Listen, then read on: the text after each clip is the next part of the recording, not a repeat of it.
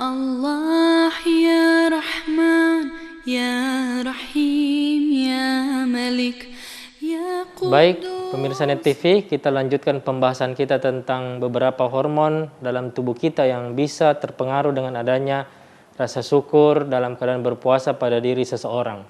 Hormon yang ketiga adalah kortisol. Hormon ini sangat berpengaruh dalam peningkatan tekanan darah dan juga terjadinya penyakit ginjal. Ketika seseorang dalam keadaan marah, dalam keadaan emosi, ataupun kondisi psikis yang labil, maka hormon ini meningkat. Sehingga ketika seseorang dilakukan penelitian dalam keadaan marah, diukur tekanan darahnya, maka tekanan darahnya akan meningkat, denyut jantung itu menjadi cepat, keringat mengucur, dan sebagainya. Itu menandakan bahwa dalam diri kita hormon kortisol meningkat. Sebaliknya ketika kita bersyukur, kita diberi nikmat oleh Allah untuk bisa masuk ke bulan suci Ramadan ini, maka hormon kortisol terjadi penurunan dengan adanya peningkatan hormon yang dua tadi yang kita bahas, yaitu endorfin dan juga serotonin. Hormon ini mampu menekan kortisol pada titik yang paling minimal, sehingga dapat kita temui dalam kehidupan sehari-hari. Seseorang yang mungkin sebelum Ramadan begitu mudahnya marah, tapi ketika Ramadan menjadi lebih terkontrol kondisinya. Ketika akan marah, dia mengingat saya sedang berpuasa. Selain refleks seperti itu, ternyata dalam dirinya ada kontrol, yaitu hormon endorfin dan juga hormon serotonin tadi. Jadi ini tiga hormon yang paling berperan di dalam dunia kesehatan pada saat kondisi tubuh sedang berpuasa, apalagi di dalam bulan Ramadan seperti ini. Nah, ada beberapa hal lagi yang bisa mempengaruhi hormon tersebut, yang bisa kita lakukan selain rasa syukur, yaitu tadarus Al-Quran. Tentu saja kita dianjurkan bahwa di bulan Ramadan ini memperbanyak mengaji. Kalau di luar Ramadan kita dapat mungkin satu pahala, di sini tidak, justru berkali-kali lipat, 10, 100, bahkan 1000 kali lipat. Nah, ini bisa kita manfaatkan. Dalam berbagai penelitian dikatakan bahwa seseorang yang dalam kondisi mengaji atau mempunyai aktivitas sehari-hari itu mengaji, maka dia punya hormon endorfin, kebahagiaan, serotonin itu menjadi meningkat.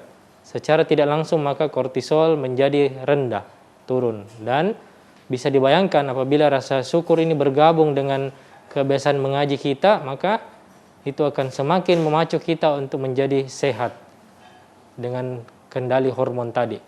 Jadi itu yang bisa kita lakukan selain rasa syukur, itu mengaji dan berzikir. Yang kedua, tentu saja memperbanyak sholat-sholat. Selain sholat wajib, kita perbanyak lagi sholat sunnah yang biasa kita lakukan. Kalau di luar Ramadan kita cuma melaksanakan sholat wajib saja, nah di dalam Ramadan kita bisa memperbanyak dengan sholat sunnah. Sebagaimana kita ketahui bahwa setiap malam kaum muslimin di manapun berada tentu melaksanakan sholat tarawih. Bahkan ada yang ditambah lagi dengan sholat tahajud atau sholat lail di akhir malam. Nah, ini semua ketika dilakukan penelitian sama persis ketika seseorang itu bersyukur, seseorang banyak mengaji, maka ketika seorang banyak melaksanakan sholat, bukan hanya sholat wajib, maka hormon-hormon tersebut tadi, endorfin dan serotonin ada peningkatan. Dan juga sebaliknya, hormon kortisol mengalami penurunan. Nah, kondisi metabolik dalam diri seseorang akan menjadi lebih terkontrol. Ini sangat luar biasa dari efek-efek penelitian selama di bulan Ramadan ini. Jadi tadi kita sudah bahas rasa syukur, kemudian di dalam rasa syukur akan ada aktivitas yang meningkat, terutama dalam hal tadarus dan juga memperbanyak sholat-sholat sunnah selain sholat wajib itu sendiri. Maka dari itu, disinilah kita mengambil beberapa pelajaran bahwa rasa syukur tersebut, tadarus tersebut, serta sholat tersebut adalah jalan-jalan kita untuk mendekatkan diri kepada Allah. Tentu saja di bulan suci Ramadan ini. Ketika seseorang hamba dekat dengan Tuhannya, maka penyakit-penyakit akan mudah dikontrol. Dia punya emosi, itu akan lebih mudah dikontrol.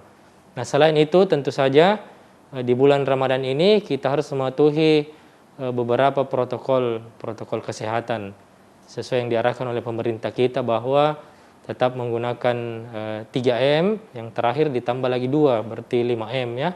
Menjaga jarak, memakai masker, mencuci tangan, menjauhi kerumunan, dan menghindari aktivitas yang berlebih di luar rumah apabila tidak penting. Ya, selain melaksanakan protokol tersebut, kita juga bisa lebih banyak menghubungkan puasa Ramadan ini dengan kebiasaan yang dicontohkan oleh Nabi kita Muhammad SAW dalam menghadapi bulan suci Ramadan atau dalam melaksanakan ibadah puasa. Banyak masyarakat kita kadang melaksanakan ibadah puasa itu seperti gali lubang, tutup lubang, atau ada istilah biasa yang dikemukakan adalah balas dendam. Contohnya pada saat berbuka puasa, kadang kita pada saat puasa di siang hari itu kita diibaratkan seperti orang yang menggali lubang, artinya berkorban. Nah, tiba ketika waktu berbuka puasa itu seperti diibaratkan balas dendam atau tutup lubang, sehingga itu yang biasa menyelisihi tuntunan Nabi. Nah, bagaimana tuntunan Nabi selanjutnya? Mungkin akan kita lanjutkan setelah jeda berikut. Ya Allah, ya Rahman, ya Rahim.